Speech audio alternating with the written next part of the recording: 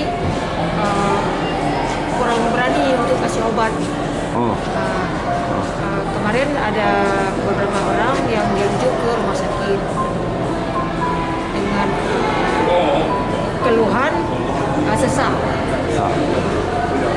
Dan ada tadi pagi setelah kami kasih nasi yang dari sumbangan daripada warga, bahwa ada 2 orang yang keluhan medis sakit kepala.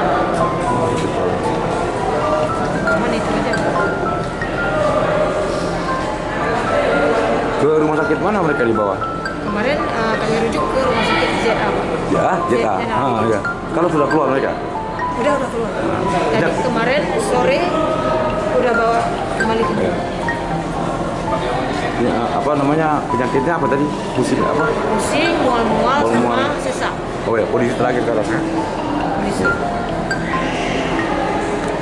Kayak kemarin membutuhkan oksigen yang sesak nafas, 1 laki 1 perempuan, udah kita lakukan penindakan, kita kasih oksigen. Dan yang kedua yang cewek kita bawa ke rumah sakit, udah kita kembalikan. Untuk masalah ambulan kita udah 1 hari ini, dari kemarin jam 2 subuh sampai sekarang ambulan 24 jam. Kemarin